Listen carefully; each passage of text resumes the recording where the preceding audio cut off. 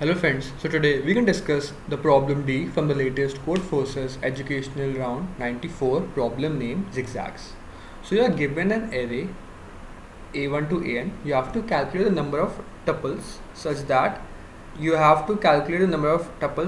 I, j, k and l, they should be increasing order. The index should be increasing, and the number at the ith position should be equal to the number at kth position, and the number at jth position should be equal to the number at lth position. So that's the condition you have to satisfy, and the indexes of all the numbers should be increasing. So you have to count out how many tuples are there. As you can see, the n is up to 3000, and it means that for all the sum it doesn't exceed 3000. So this constraints help like us to know that we can do this question in O of n square, because in n square it is up to less than a million calculations, and then like we can do this easily in O of n square. So I will tell you with this example.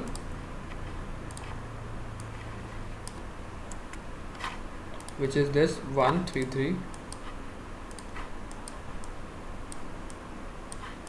and then 123.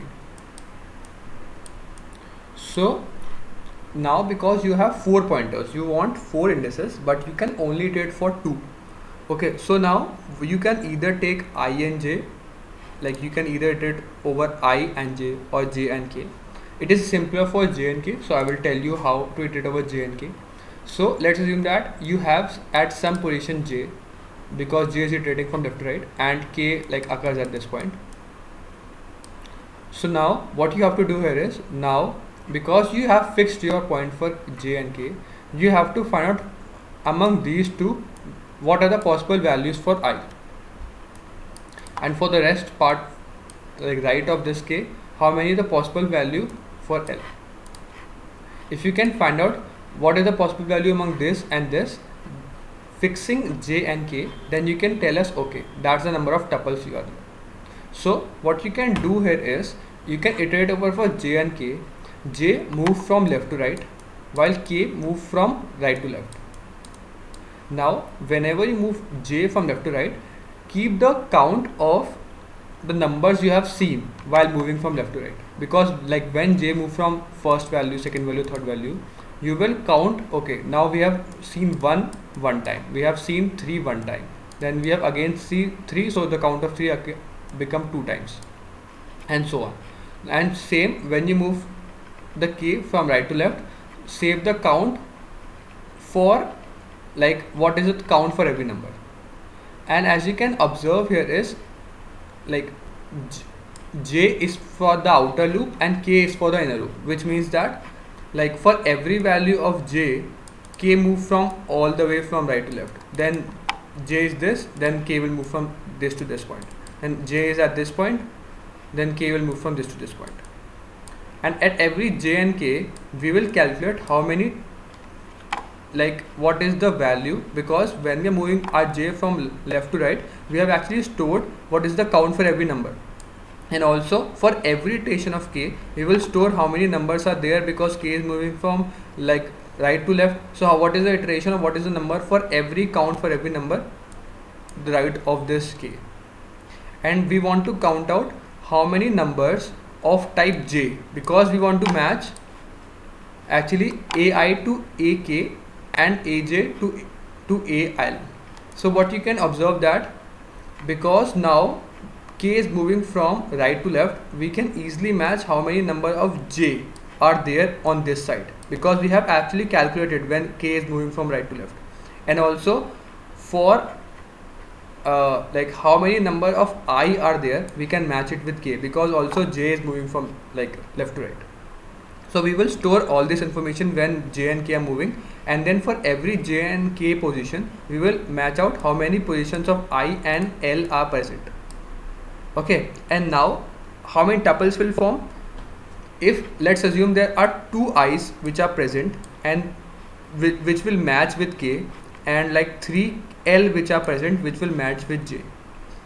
So for every of this I can match it with j and k, and then I can match, like for the first I can match with this one L, For the second I can match with one L.